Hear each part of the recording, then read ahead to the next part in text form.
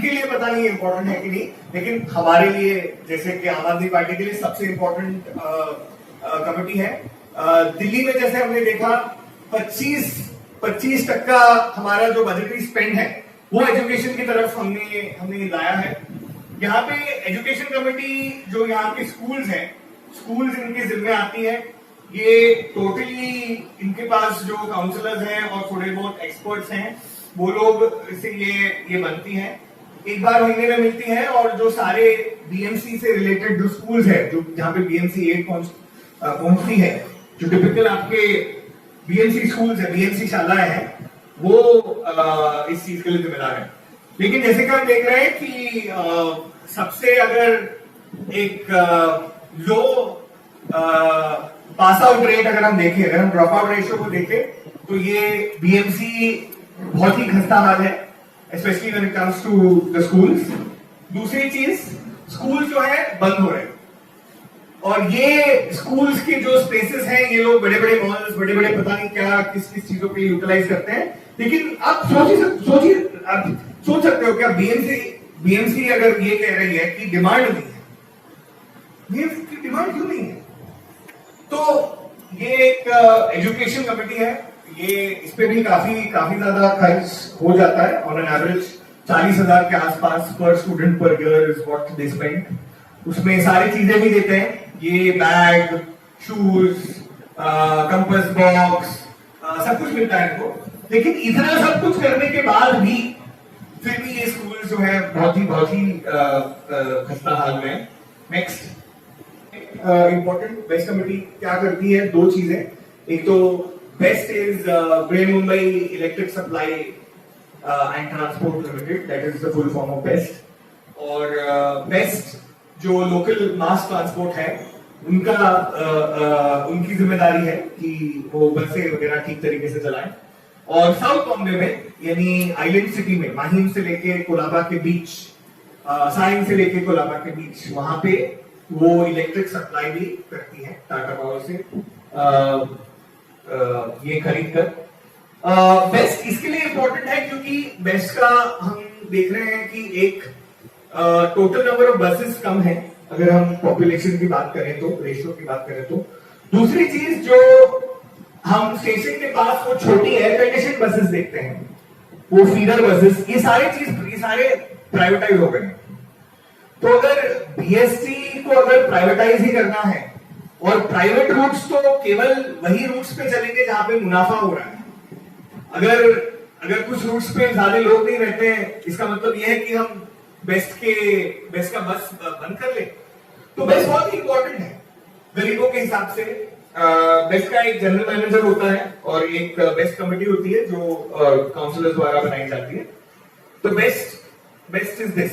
Okay, next हम board level पे आते हो।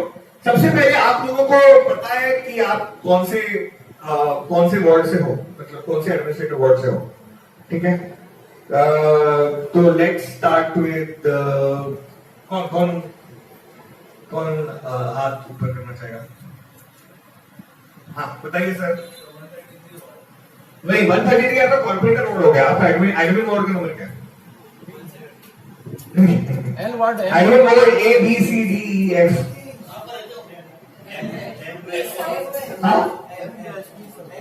एन वार्ड, ओके, ये कह रहे हैं एन वार्ड। हाँ वरुण जी बताइए क्या है आपका एडमिन वार्ड? आपका वार्ड एल वार्ड है। यस, खुशबू मैडम? Peace out. पता है ये वार्ड, मतलब अभी हम इलेक्शन लड़ रहे हैं तो। हाँ यस सर बताइए। Case ward. तो अभी इतना तो पता होना चाहिए भाई कि आपका कॉर्पोरेटर का वार्ड यानी नंबर, और एडमिनिस्ट्रेटिव वार्ड यानी ये सब नंबर वाले वार्ड का एक गुच्छा, एक क्लस्टर जो हम एडमिनिस्ट्रेटिव वार्ड कहते हैं। तो हमारे टोटल 24 वार्ड हैं, लेकिन 16 वहां पे वार्ड कमिटीज हैं। वार्ड कमिटी यानी लेट्स से के वेस्ट वार्ड में, के वेस्ट वार्ड जहां पे मैं रहता हूं, वहां पे 59 से लेके 71 टोटली 13 कॉर्पोरेटर्स हैं। ये 13 कॉर्पोरेटर्स आते हैं, हर साल एक चुनाव होता है। चुनाव में प्रभाग समिति अध्यक्ष जो है चुना जाता है। उनकी मीटिंग जो है हर 2 हफ्ते होती है। एंड जो फंड्स या तो देखो हम देख रहे हैं तो वार्ड लेवल पे फंड्स होती है, यानी आपके कॉर्पोरेटर लेवल पे, सेंट्रल लेवल पे। तो ये जो एडमिनिस्ट्रेटिव वार्ड लेवल के जो निर्णय लेने होते हैं वो ये वार्ड कमिटीज करती है।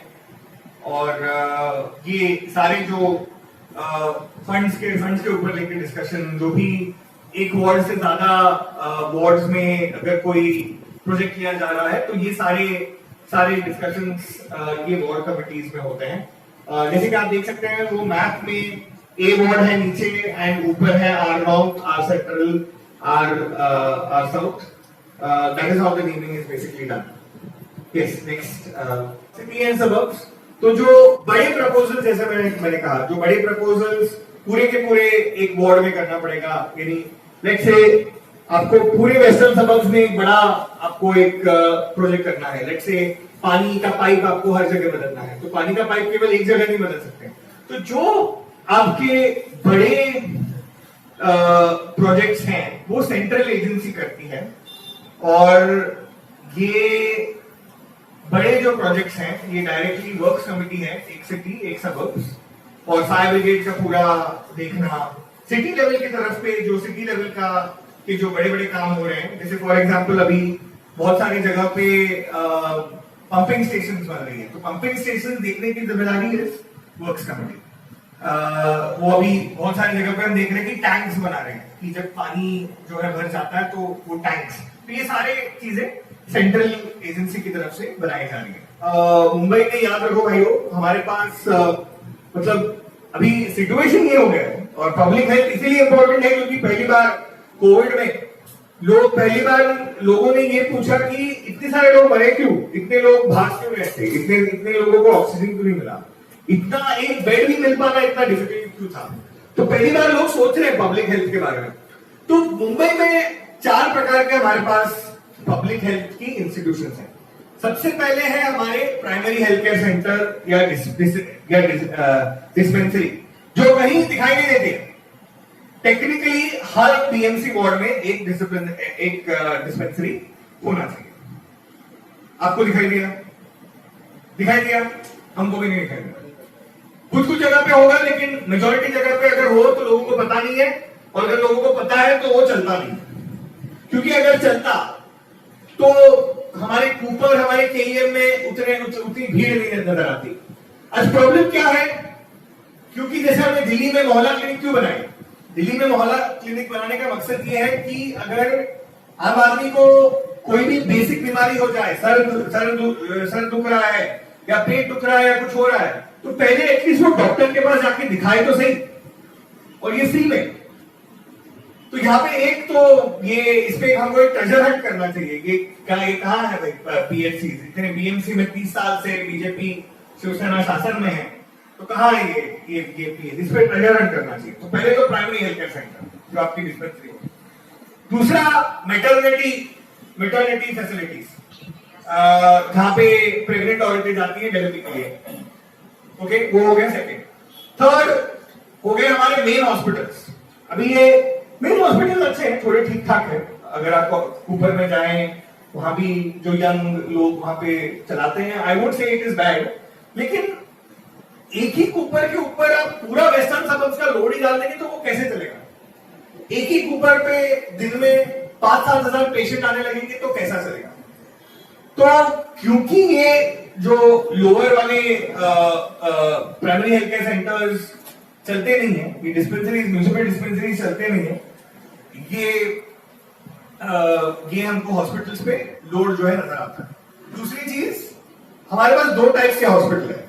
जो एक होते हैं कोर हॉस्पिटल्स, आपके साइन, नायर, केईएम, कूपर, आपके कोर हॉस्पिटल्स हो गए। फिर हो गए आपके पेरिफेरी हॉस्पिटल्स, भगवती, राजावाड़ी, अंबेडकर, शताब्दी, वगैरह। तो ये सारे जो हॉस्पिटल हैं ये है पेरिफेरल। लेकिन इंटरेस्टिंग बात ये है कि इनकी जो बेड कैपेसिटी है पिछले 30 सालों में बिल्कुल नहीं बदली। तभी भी उतना ही बेड कैपेसिटी, अभी भी जो है उतना ही बेड कैपेसिटी। तो पब्लिक हेल्थ इंपॉर्टेंट है, बहुत इंपॉर्टेंट ये है।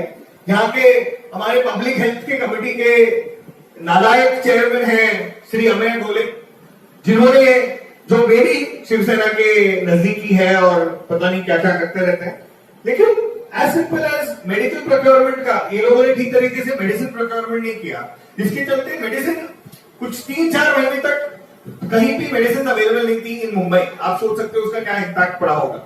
तो ये पब्लिक हेल्थ कमिटी मेरी बीएमसी के लिए इंपॉर्टेंट नहीं है, लेकिन हमारे लिए इंपॉर्टेंट है। और आई एम श्योर हम जैसे लोग अगर वहां पे उस कमेटी में होंगे तो डेफिनेटली हम वहां पे बहुत कुछ कर पाएंगे। Okay, let's start.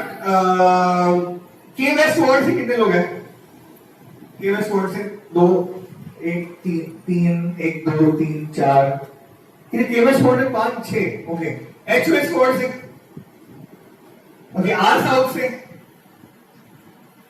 ओके। मुझे बताओ ये के वेस्ट और के ईस्ट वालों से मुझे एक मार्केट बताओ। विच मार्केट? के ईस्ट में कौन सा मार्केट है? नवलकर मार्केट है। अच्छा, एक। दूसरा के वेस्ट वाले लोग, के वेस्ट में एनी मार्केट वही वो मच्छी वाली। ओके, मैडम बोल रही है मतलब आप समझ रहे हैं ना मार्केट? धीरज मंगेशकर का मार्केट, वो मार्केट में सब कुछ मिलेगा आपको। आपको सब्जी भी मिलेगी, आपको चिकन भी मिलेगा, आपको मटन भी मिलेगा, आपको वहां पे साइड पे मच्छी वाली भी मिलेगी, सब कुछ मिलेगा आपको। हाँ?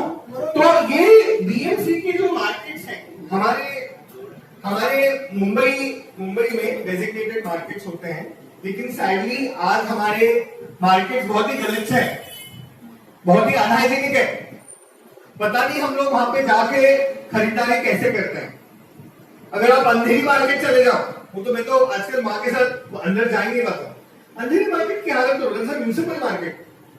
म्यूनिसिपल मार्केट का मतलब लोग वहां पे आए, वहां पे फैसिलिटीज हो, वहां पे जो लोग बैठे उनके फैसिलिटीज हो, ना तो टॉयलेट्स है, ना तो वहां पे हाइजीन है, सब कुछ वहीं पे खा रहे हैं, सब कुछ वहीं पे थूक रहे हैं, सब कुछ वहीं पे काट रहे हैं। मतलब दिस इमेजिन कि आप सोचो। तो ये मार्केट से एक इंपॉर्टेंट कमिटी है। मैं इसलिए बोल रहा हूँ क्योंकि इसके पहले भी कुछ जगहों में, फॉर एग्जाम्पल खार मतलब डांडेकर मार्केट, उन लोगों ने एयर कंडीशन मार्केट बनाया। तो जिधर ये बीएमसी को काम करना है वो वहां पे काम कर सकते हैं। तो मार्केट्स इज अगेन इंपॉर्टेंट। मैं ये क्यों बोल रहा हूँ क्योंकि आपको समझना चाहिए कि that is markets and gardens. तो गार्डन्स में टिपिकली आपके जो ओपन स्पेसेस हैं वो इन्वॉल्व हो जाते हैं। और ट्री ट्रिमिंग की जो परमिशन होती है, ट्री ट्रिमिंग यानी वो ट्री को काटना नहीं, ट्री के टहनियों को काटना। ये तो हम देखते ही रहते हैं कि वो ट्री ट्रिमिंग के नाम पे कुछ और ही होता है। लेकिन ये गार्डन्स में 2 टाइप के होता है, एक ओपन स्पेस में एक आरजी और दूसरा होता है पीजी। आरजी यानी रिक्रिएशन ग्राउंड, पीजी यानी प्लेग्राउंड। ठीक है, तो ये गार्डन कमेटी के अंदर आता है। इसको किसको देना, किसको मेंटेन करना, अगर मेंटेन कर भी रहे हैं फिर भी जो जनरल लोग हैं उनको ये एक्सेस दिलाना। So that is your markets and gardens committee. आप लोग है ना कि बोल रहे हो? हाँ, इतना इंटरेस्टिंग है ना। हाँ, revenue and general purpose committee, ये इतना समझ लो कि रेवेन्यू में प्राइमरीली जैसे हमने देखा सबसे बड़ा प्रॉपर्टी टैक्स का कलेक्शन, लॉ डिपार्टमेंट जो सारे बीएमसी के जो केसेस हैं वो केसेस के ऊपर लड़ना, वकील को वगैरह भेजना, that is what they do. और इलेक्शन वगैरह थोड़े बहुत 3-4 चीजें हैं उनके पास। नेक्स्ट, जो बीएमसी स्कूल्स में जो मिड डे मील स्कीम्स वगैरह जो उनको करना पड़ता है, जो एसएचजी सेल्फ हेल्प ग्रुप्स वगैरह बनाते हैं, ये इंपॉर्टेंट इतना नहीं है, लेकिन समझो कि महिला और बाल कल्याण के लिए ये कुछ ना कुछ ही एक्टिविटीज करते रहते हैं। नेक्स्ट, में हड़कंप मचा दिया था आरए को लेके। तो ट्री अथॉरिटी कौन है? ट्री अथॉरिटी में कॉर्पोरेटर्स हैं जो बाइकला में बैठते हैं नेक्स्ट टू द जू, जो हमारा बाइकला जू है जो रानी बाग है, रानी बाग के बगल में। और ये ट्री अथॉरिटी, अगर आपको कोई पेड़ को काटना है तो पेड़ को काटने की प्रोसेस होती है, आप जाके ऐसे काट नहीं सकते, वो क्राइम है। तो पेड़ को काटने की जिम्मेदारी, परमिशन वगैरह ये ट्री अथॉरिटी आपको देती है।